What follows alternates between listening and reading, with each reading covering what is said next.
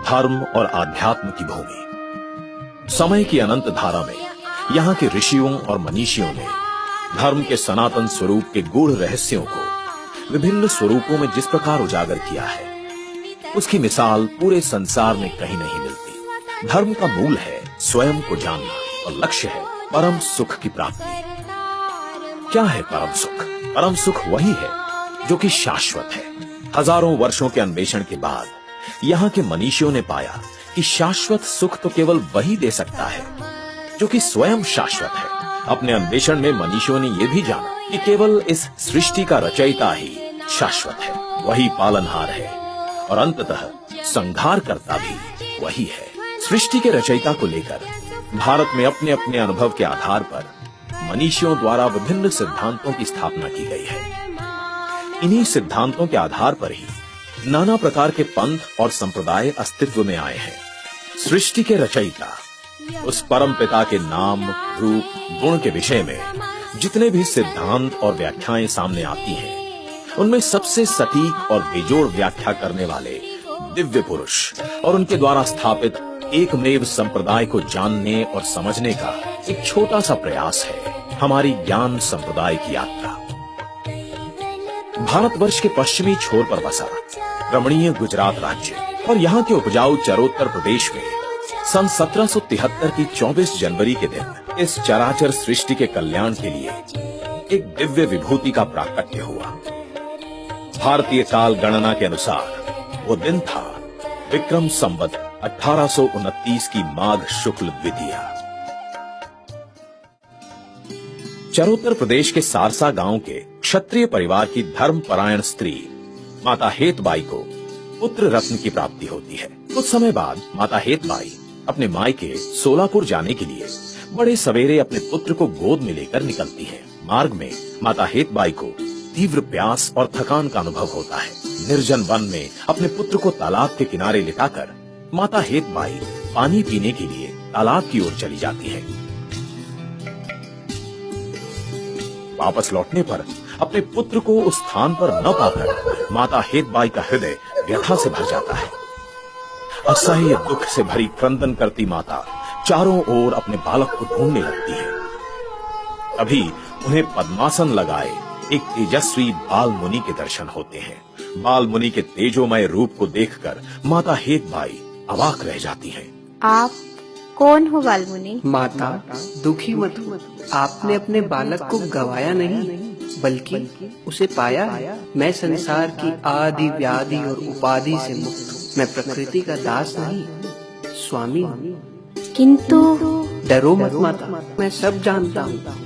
याद करो अपना पूर्व जन्म, जब आपने पालकी द्वीप के अरण्य में अपने पति हरदेव के साथ सुमंता माता के रूप में अपने आतिथ्य के बदले में मुझसे मोक्ष मांगा था और मैंने उस वचन को जम्बू द्वीप में अगले जन्म में पूरा करने के लिए कहा था।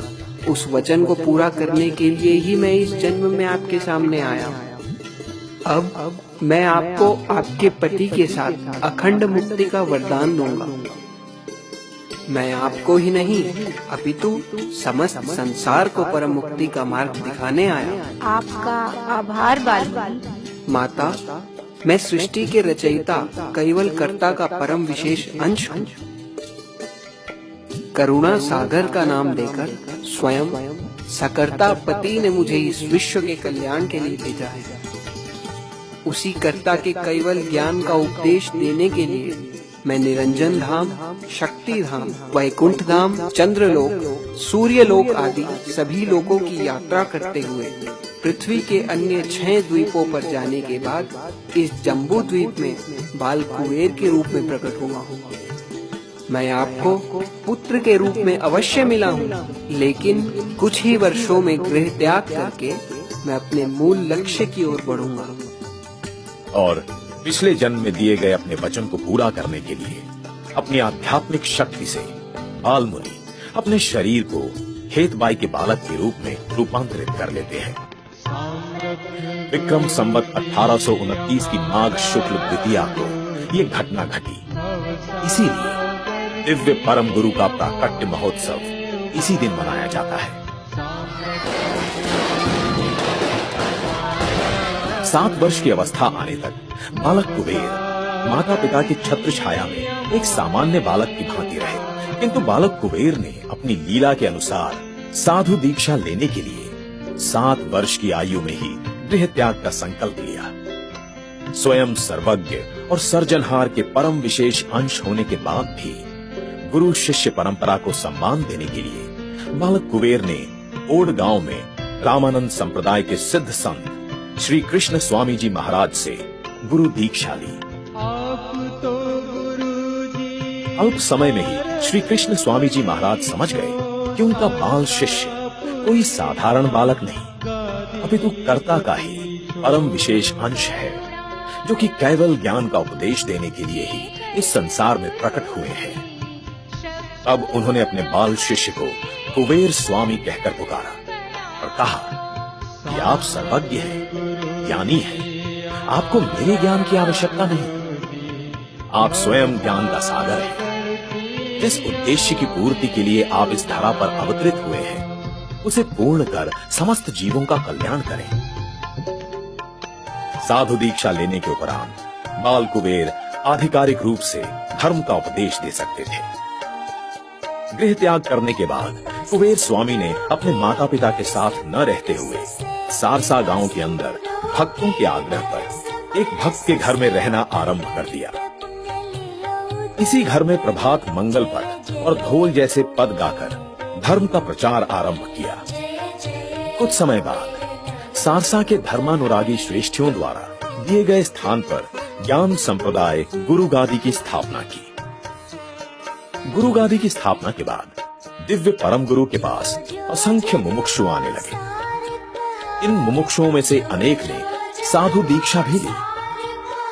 जहां अत्यंत अनिवार्य हो जाता था, केवल वहीं परम गुरु अपनी विभूति और सिद्धि से कुछ चमत्कार दिखाते थे। किंतु इन सब बातों को अधिक महत्व न देते हुए परम गुरु ने केवल ज्ञान के प्रचार पर ही विशेष बल दिया। केवल ज्ञान का प्रचार करने के लिए स्वयं दिव्य परम गुरु ने अनेक यात्राएं भी की। उनकी विशेष कृपा से असंख्य त्यागी और गृहस्थ धर्मी भक्त केवल ज्ञान का प्रचार करने लगे। परम गुरु ने अत्यंत गूढ़ केवल ज्ञान का प्रचार बड़ी ही सरल शैली में किया। परम गुरु की सरल शैली ने जनमानस को प्रभावित कर उन्हें भी केवल ज्ञान का अमृत पीने का सुअवसर दिया। जीव मात्र के कल्याण के लिए ही केवल ज्ञान को दिव्य परम गुरु ने लिपिबद्ध भी किया।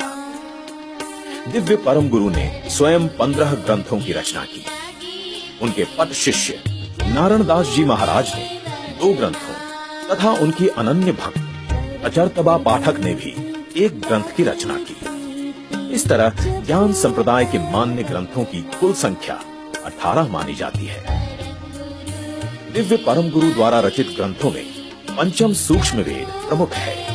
केवल कर्ता की आज्ञा से शिव जी द्वारा लुप्त किए गए उसी पंचम सूक्ष्म वेद का ज्ञान लेकर दिव्य परम गुरु इस जगत में प्रकट हुए।